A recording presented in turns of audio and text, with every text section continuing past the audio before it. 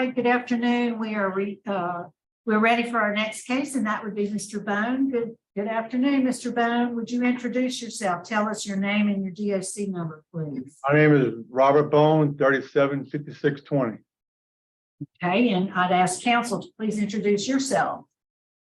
Good afternoon, Ms. Renata. Robert Lancaster with the LSU Parole and Reentry Clinic here today representing Robert Bone. With me is Eliza Johnson. She's a second-year student.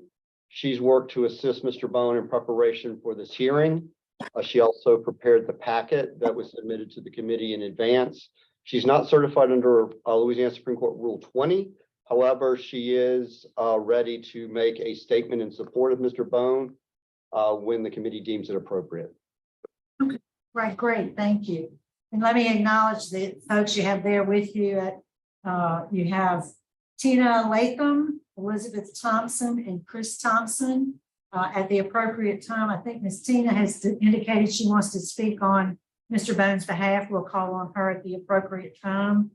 We also have by Zoom, friend Emerson Simmons and Carrie Myers with the Parole Project. Here representing the victim, we also have Ms. Deanne Dion, who's indicated she wants to speak, and we'll call on her to do so as well. First, Mr. Bone, I'm going to read some identifying information into the record. Then I'll ask you to verify it. I'm going to turn it over to Mr. Roche. He has a presentation and some questions to ask you. Your case has been assigned to him. Then we'll hear from the facility staff and everybody who's indicated they'd like to speak. And before we hear from counsel, we'll allow you to make a statement at the end. Okay, you ready? Yes, ma'am. All right, you're Robert Bone. Your DOC number, as indicated, is 375620. You're here this afternoon seeking commutation of your sentence. You were sentenced in Lafourche Parish, February 2001, to a life sentence for a second-degree murder conviction. Mr. Bone, is that information correct? Yes, ma'am. Thank you, Madam Chairman. Before us this afternoon, we have Robert M. Bone, DOC number 375620. Mr. Bone is here this afternoon seeking a recommendation for a commutation of sentence for a second-degree murder conviction, which he originally pled guilty to on December 4th, 1996. And sentenced to life and hard labor at DOC without benefits. But on April 4th, 2000, Mr. Bone was released from DOC custody by a court order, and a new trial was ordered. This time, a jury trial was scheduled for February of the next year. His DOC master record seems to indicate that he was free until February 20th, 2001. On February 8th, 2001, over 10 months after his release by court order, a jury of his peers found him guilty of second-degree murder, the same crime that he pleaded to in 1996. On February 20th, 2001, the judge sentenced Mr. Bone to life and hard labor at DOC without benefit of probation, parole, or suspension and sentence. Mr. Bone was remanded back into DOC custody on the day that he was sentenced, after enjoying 10 months of freedom as a convicted felon. The original plea deal was vacated on March 30th, 2001, 1 month after he was sentenced for the second time to life at DLC. Mr. Bone is currently 49 years old. He was 22 years of age at the time he committed this murder. He's been incarcerated for 25 plus years, excluding the 10 months of freedom he had by the court order in the year 2000.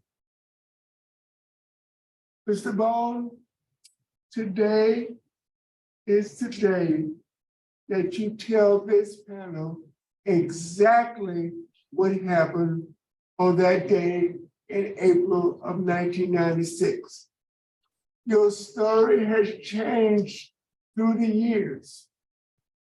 We need to know exactly what happened. Let's start with you flagging down the police in Thibodaux, Louisiana, and telling them that a murder had been committed at 501 Elm Street. And the subject in this case was a guy named Rick. And you made an attempt to stop Rick from murdering Miss Jolie and Arnold. So tell us exactly what happened. Yes, sir. The morning of April 5th, 1996, I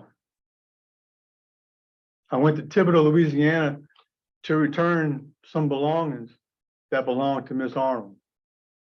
Upon arriving, her and I got in an argument over some money that I believed Miss Arnold to have taken from me. After arguing, I grabbed a knife and I stabbed Miss Arnold. I was angry. I was hurt. I felt betrayed, and in a rage, in a heat of passion, I stabbed Miss Arnold multiple times. Upon leaving the residence, I did drive. I saw an officer. It was Good Friday. I saw an officer escorting children across the street. I approached the officer. I lied to the officer. I told the officer that I witnessed the murder, that he was Black, that his name was Rick. The officer gave me a police escort to the hospital. Upon arriving at the hospital from wounds that I have had, and the amount of police officers that were there, I realized that Miss Arnold had died from multiple stab wounds. Upon further question, I continued to lie to the officers that it wasn't me, and that it was a Black guy named Rick. After hours of interrogation, I finally realized what I had done, what had happened, and I admitted to the officers that it was me. There was no other person. I wasn't fighting off an attacker. That I was the one that took Miss Arnold's life. So why did you fabricate the story that you told us when you submitted your application? To say I was scared would be such an understatement. I was young. When I was young, I was a taker. Sir, we're talking only a year ago, 18 months ago, when you submitted the application, you told us a completely different story. Why fabricate a story 24 years after you admitted to committing the crime? when I submitted my application, I didn't have attorney help. I submitted it, but after submitting it, I realized that I victim blamed. I wrote on there that Miss Arnold had a knife, but that was still victim blaming. I was still making it her fault, and continuing to look over the application, I realized that that wasn't taking ownership, that wasn't taking responsibility, because nothing's her fault, that she didn't deserve this. I might have misarticulated what I wanted to say, but I realized that reading it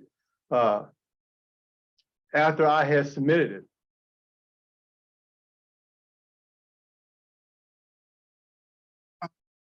Thank you, Mr. Bone. Opposition in this case comes from Ms. Christine Russell, the DA of the 17th JDC, Sheriff Craig Webb, the Sheriff of the Bush Parish, the victim's mother, who's adamantly opposed to any clemency, Ms. Deanne Dion, and other members of our family have voiced opposition to your clemency.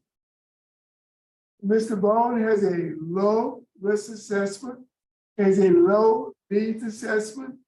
He's housed in minimum custody. He has a high school diploma, college degree. His current job assignment is a mentor, and he's also a K-9 trainer worker with the PALP program. He has a good institutional record with positive remarks by his supervisor, programs completed, CPR training, 100 hours pre-release, anger management, pager rage, thank you for a change, victim awareness, celebrate recovery, compassion, cultivation training, and many faith-based programs. Organizational participation, the Veterans Club, Pause, Project, Sober Group, and many others. He has a good transition plan with the Louisiana Parole Project, then with his mother, Ms. Judy Bone, and an employment plan in Folsom, Louisiana, with a wildlife sanctuary. Is that correct? Yes, sir. Disciplinary conduct, he has a total of 20 disciplinary write-ups and 25 years of incarceration. The last one, the last Class B write-up was on October 16, 2011, contraband, about 11 and a half years ago. What was the contraband, Mr. Bond? I'm not sure. I don't know what the contraband was. Okay, so, but you know you got a write-up, Yes, sir. and it was for contraband, and you don't remember what it was? No, sir. Okay, great. Oh, Uh, Mr. The warden just told me, is at the rodeo. It was a painting, that had barbed wire wrapped around the painting. And I received a write-up due to the barbed wire. The barbed wire was contraband. Thank you. See, that explains to me it's better than drug, that's better than a cell phone. That's why I want to know exactly what the contraband was. It just happened to have some barbed wire wrapped around the painting at the rodeo, and he wasn't supposed to have the. Yes, sir. Let's talk about community service. You are a facilitator in a couple of good time programs and you worked as a mentor and teacher in the PAW program. Tell me about that. Years ago, after taking, thinking for a change, at the time, I was under Mr. Abbott, thinking for a change. He saw a good quality in me to be a facilitator for thinking for a change. So working with Mr. Abbott, I went through a facilitator course in thinking for a change, and him and I conducted the first thinking for a change on death row. Him and I were working together, and that's when Mr. Abbott received a job promotion or a transfer out of Angola, and I conducted the first ever thinking for a change program here at Angola. PAWS program. PAWS is simply put Prisoners Assistant Warrior Service. We receive dogs from donations from our local shelters, and myself and a group of men train service dogs for our veterans who suffer from PTSD. Thank you. I want to go over your letters of support, but I don't want to miss anything, so I'm going to go by the list that was submitted by your attorney, Ms. Johnson, in 1 second. You have letters of support from Stacy Cook, correction, she's in the correction, area 27, by Haya Wright, with a label of assistant professional, Carmen W., a religion teacher at Legal Karma, Hillary Atkins, a friend, Miss Colonel Tina Latham, with the Paul program, Jonathan Stack, Chris and Maria Thompson, Kyle Abair, Ramona Abair, and Emerson Simmons. I think that's the complete list that your student attorney submitted. And let me get back to their presentation.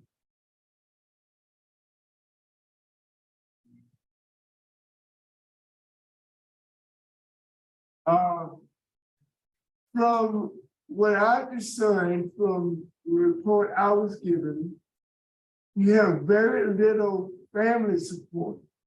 Your mother is unopposed, and she's going to supply a place for you to live, but she did not want to make a comment on this hearing. You two half brothers chose not to make any comments or make any statements concerning your request for clemency. Mr. Bone, have you ever been married? No, sir. Do you have any children? No, sir. Now, think back, Mr. Bone, you were incarcerated at the age of 22. And how many relationships do you think you were involved in that involve romance and or of a sexual nature before your incarceration? Many, a good bit. Yeah, many, and two or three of those actually testified against you at your trial. Is that correct? Yes, sir. So, tell me, give me a number. You said many. Give me a number.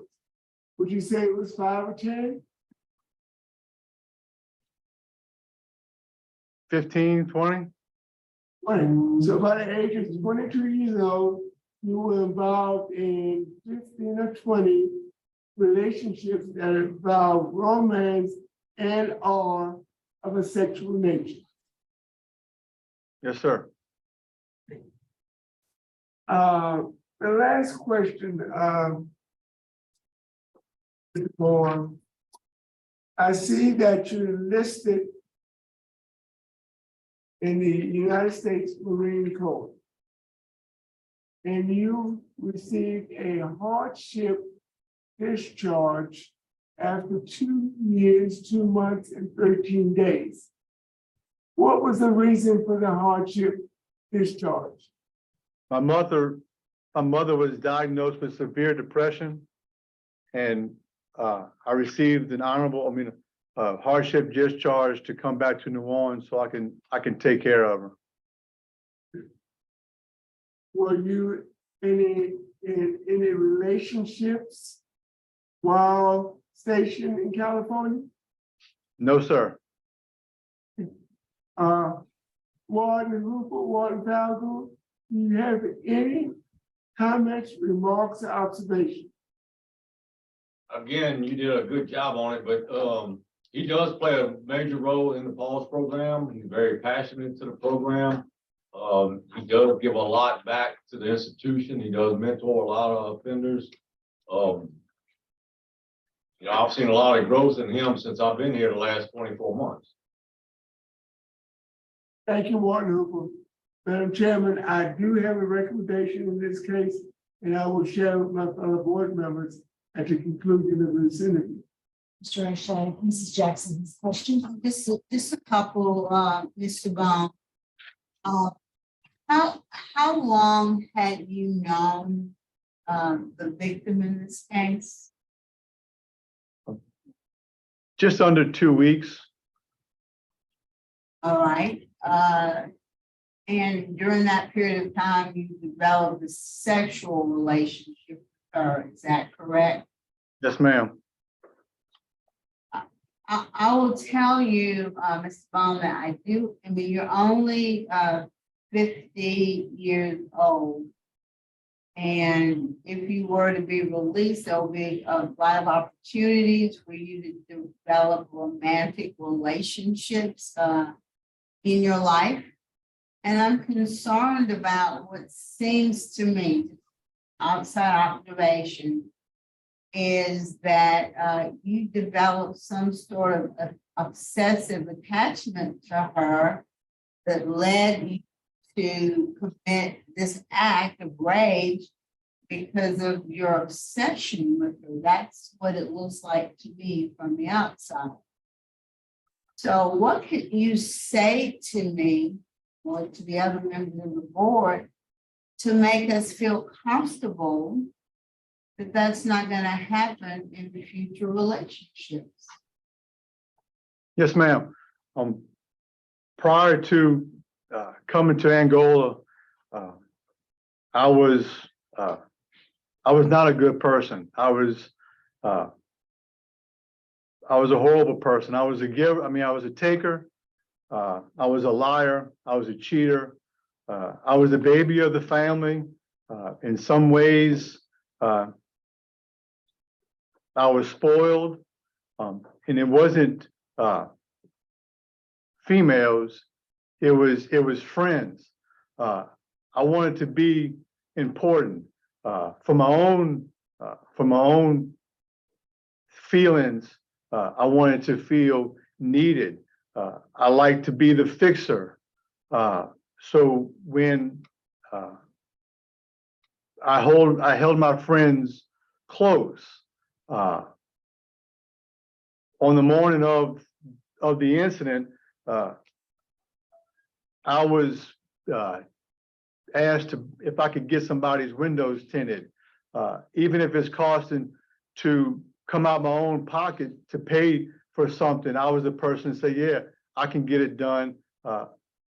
I know a guy or I know somebody, but his relationships, I was selfish prior to coming to prison. Since being in prison, and it didn't happen overnight, I noticed when family and friends would come visit, I could see the hurt. Mom always left crying. Friends always left not knowing why I did what I did. So I had to look deep within myself. I knew my anger was a problem. So I started looking in the mirror to see what was broken inside of me, what I needed to address. And then I made a conscious decision to be honest with those around me, to be honest with myself, and I started enrolling in self-help programs. Cage Your Rage was a big one. Thinking for a Change was a big one. I saw where it was, I had to stop and think. It wasn't just my feelings, it was to understand the feelings of others. I'm a firm believer in that you choose your behavior, you choose your consequence. I chose my behavior that led me to Angola. I've taken programming seriously to where I worked from being a student to being a mentor. I've mentored Cage Your Rage classes. I'm mentored Thinking for a Change. I'm currently mentoring Celebrate Recovery and Reentry because I'm not perfect. It's a process. I wake up every day knowing that I can be a better man today than I was yesterday. Okay, well, again, I guess what I haven't heard is why, really why. What compelled you or motivated you to take this young woman's I was angry when I met Miss Arnold. life? Angry about? What were you angry about? When I met Miss Arnold, she looked for me. I felt that she needed help. I took her in to my apartment, me and my roommate. We gave her a place to live. And then when I thought that she had taken some money from me and my roommate, when she called me to return some belongings to her, when she was in Thibodeau, when I returned some belongings, we got in an argument over the money that was taken. I was hurt. I was trying to help her, and I felt that this was how could she do this to me? That I'm trying to help her, and we got in an argument, and that's when I grabbed the knife. Tell me it was about money. How much money are we talking about? Just under 1,000. It was for a couple months rent. I was backed up on some rent. It was a couple months rent. So she took $1,000 in cash? Yes, ma'am. I believe at the time she did.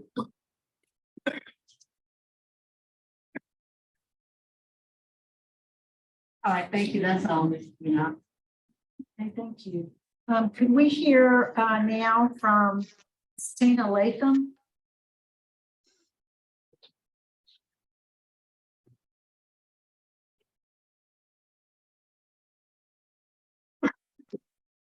Hi, I'm Tina. I've known Robert Bone for about 9 years now. I met him at the rodeo, buying some paintings.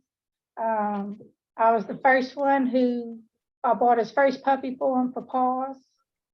Since I first met him, I've noticed a big change in him from the way he would first talk and introduce himself, act towards people, in greetings, how he interacts with people, to how he is now. It's like a complete 180 turnaround. His whole attitude towards people. The way he is now, big difference. When he gets paroled out, hopefully he does, I will be a big support system like I am now towards him. We're friends. I'll stand by him just like I am now. We'll stay by each other. He's a big person. He lives up for what he's doing. You know, he makes a difference. He helps a lot of people in Angola. With every class he does, he teaches, he helps people. He makes a difference. All right, well, thank you, ma'am. Appreciate your comments. Mr. Simmons, could we hear from you, please, sir? Yes, ma'am. My name's Emerson Simmons. I live in Baton Rouge, Louisiana. I own Academy Painting. I am also on the board of directors for Azimuth Leadership. It's a national organization that assists veterans returning to the civilian life, as well as professional athletes leaving the professional world and becoming civilians again. And I was brought onto the board to assist in a new venture where we're assisting formerly incarcerated as well as formerly incarcerated veterans rejoining society. 2.5 years ago, I was on this very board. Since that time, I've assisted in working with Parole Project. I hire people that are coming out of prison. I also mentor and speak to youth. I work within the Diocese of Baton Rouge, speaking to confirmation groups as well as at-risk youth. And I'm a very good friend of Robert Bones. What you don't see on paper in front of you right now about Robert is things that he does day to day. And haven't lived in the dormitory with Robert, haven't lived in the same camp with Robert, although we went to Bible college together. He started Pause. He was in the first 3 people that started Pause. I went through Pause with him, was in all the classes that he's mentioned so far as teaching. I was in the classes with him when he first took those. He is a leader of the inmate community, and within the organization of Pause, he's a leader there. He leans and leverages his life experience. And in the 20+ years that I've known Robert, not one time has he shirked off responsibility for his crime. And I want to point out too, because I know that y'all don't, well, I'm sure y'all do, but y'all don't see it right now. That is the most stressful situation a human being in Bones' situation can be in today. Yeah. Sitting there, re-going through everything, facing it in front of a group. It's not easy, and the words don't come as easy as they should when you're admitting to your wrongs. If Robert is released by this board, I will employ him if he needs employment. I'll house him if he needs to be housed. I've got a spare bedroom in my house. I am 100% willing to have him around me, working with me, working for me. When I go speak to at-risk youth, I'll bring Robert with me to speak also. He's worth having. We need more people with the leadership skills and the life skills that Robert has accrued over this time in prison. We need more people in our communities like Robert. And I thank the board for hearing him and being fair judges. Thank you very much. All right, thank you. Thank you. Mr. Myers. Yes, good afternoon. Kerry Myers with Louisiana Parole Project. Here to tell you that we're prepared to bring Mr. Bone into our program to provide him the transitional services that he will absolutely need after 27 or 28 years, however long it would be till he would be released. We understand the needs that someone who has been incarcerated that long has, and we know that we can meet those needs. They're very important. I'd also like to say that, you know, our motto is believe in second chances, this organization. And if you believe in second chances, Robert Bone is a quintessential example of someone who's prepared himself for a second chance. Someone who's worked on himself, recognized, as he just told you earlier today, a little while ago, recognized who he was when he committed this crime, recognized that he was not a good person.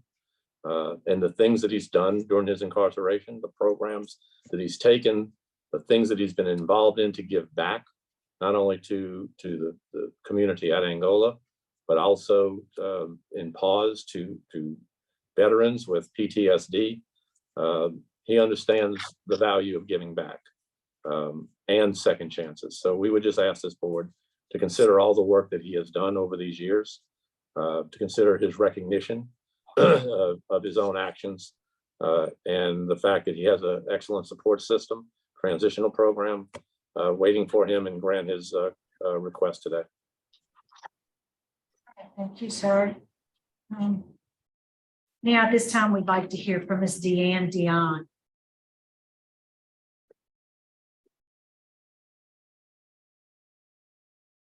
Oh, can you hear me? Yes, ma'am. Okay.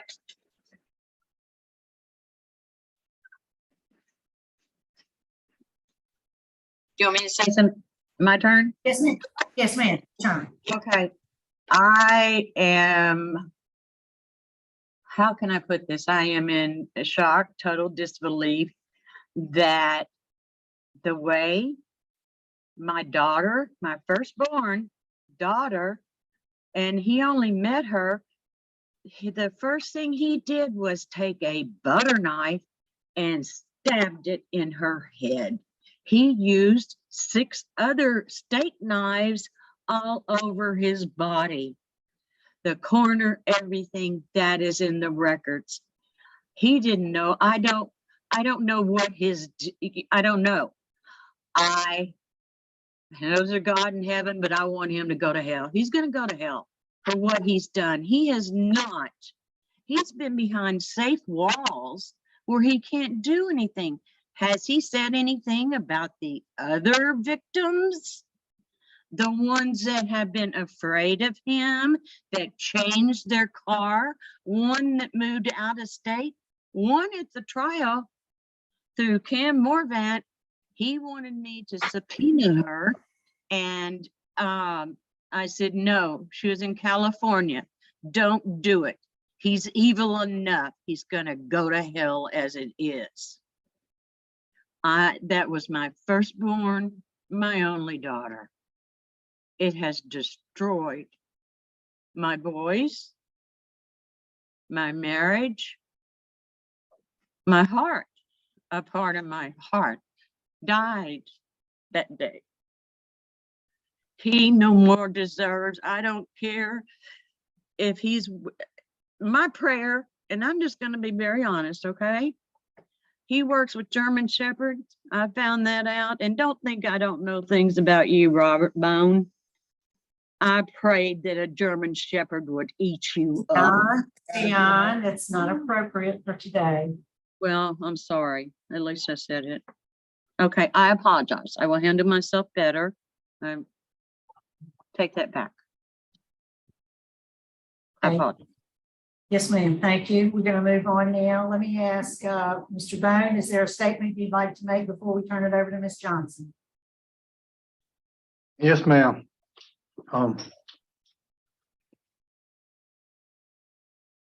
It's taken me a long time to get here. And I live every day knowing what I did. I can't go back and unchange anything. I take honor in knowing that I can be a better person today than I was yesterday. Angola staff has given me opportunities to speak to tours and to at-risk youth programs that come to Angola. And it's through the PAUSE program that I'm able to really understand what it means to understand the feelings of others. I'm so passionate about helping our veterans and learning that it's taught me a great deal about myself. I can go to classrooms and I can facilitate and I can teach and but it's life, it's everyday life that I have to use the tools that these programs has put in my pocket. I was telling people today that it doesn't stop here. What am I going to do if I get released? And what I want to do everything that I'm doing here. I want to continue to train and help our veterans. I want to continue to give back. I want to be a better person. In AA and Alcoholics Anonymous, we learn about it's a process. It's progress and not perfection. I live every day with remorse and regret, and the people that I've hurt. My mother, who's not here today, has had heart attack after heart attack, and she suffers from depression. I can't say that I didn't have anything to do with that. Her life has been horrible because of my selfish actions. And it doesn't end with the people I know. It's the victims that I don't know. It's past relationships, it's past friendships. I wasn't, looking back, I wasn't a good person. I was horrible. But over the years of self-reflecting and looking at within to see what's wrong and where do I go? How do I become a better person? How do I teach others? What the board doesn't know is that in 1992, I came up here on a tour and it wasn't impactful. I don't remember much from that tour. So when I speak to kids who come on tours, I try to leave with them the impact that is made on me and how being defiant to your mother can lead to worse things. Thank you. All right, thank you. Ms. Johnson. I'd like to hear from you. Members, thank you. Members of the board, on behalf of Mr. Bone and my professor, Robert Lancaster, we just want to say thank you for the opportunity to hear us today at this hearing as we are advocating in support of Mr. Bone's clemency. I want to give a little background on how we came here today. Mr. Bone became a parole project in LSU Law Clinic because I was here on a tour with Mr. Lancaster as part of our class. And we were just very moved by Mr. Bone's story and also the way that he emphasized our purpose in rehabilitation and supporting second chances, as Mr. Myers said earlier. Mr. Bone is not the same person that came to prison, came to Angola over 20 years ago. In fact, as he has stated, my client is his own best advocate in saying that he came at a time in his life where he was broken. Life had become uncontrollable for him. He had control issues, he had anger issues. And during his time at Angola, he has been able to not only address those issues and work on his anger and learning how to not only control his emotions, but understand and accept that his actions are only his actions, and the emotions and actions of others are not something for him to address. And besides that, he has taken the opportunity in prison to help others achieve that same outcome and be able to seek actual rehabilitation, not by just taking classes, but being changed. And in all of his work with PAWS, in being a facilitator, in taking courses, taking the steps to make sure that he is utilizing his time at Angola in a productive way, despite not knowing if he was ever going to be released, is powerful, and it has an impact on not only those here in Angola, but those on the outside. We've heard from a lot of the people that are here supporting him today on how his paintings have moved them, on how his work through animals, which animals are very reactive and they can sense different emotions and they themselves have different needs. And all of the things that Mr. Bone has done while he is in here has just shown how he is completely different. And he has taken responsibility and accountability in several ways, and he hopes to do so if he is released. So we are asking that you see this as an opportunity for Mr. Bone to take everything that he's learned in here through all of these programs, through these animals that he has touched, through these people, these tours, and these different groups that come to Angola, and show them and show Mr. Bone, allow him to have an opportunity to have a second chance and to keep doing this work on the outside. So we are just asking that you would vote in favor of his clemency. Thank you. Good job. I think we are prepared to vote. Mr. Rocha, you can vote. May I say something? Is that all that the mother of the one that he murdered? Can I Yes, ma'am. speak? Ma'am, we're Okay. ready to vote. Huh? We're You ready to vote.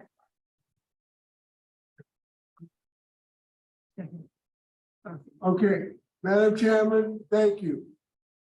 Mr. Bone, I've read the information supplied to me, and I've read it numerous times. My decision is based on the information that was given to me. After reading and reviewing all the information, the reports, the statements from the opposition, the statements from your supporters of clemency, it is my recommendation and it's based on the following. Due to the harassing and stalking nature of this crime, you have previous arrests in Harrison County, Texas, the Houston area, for harassment, stalking. There were multiple victims that was not involved in this offense that testified. I read all the transcripts. In my opinion, this is my opinion, I only have one vote, that you are in risk to public safety. You're controlling manipulative activity while in relationships leads me to believe that you are if I can't have you, nobody can. That kind of guy.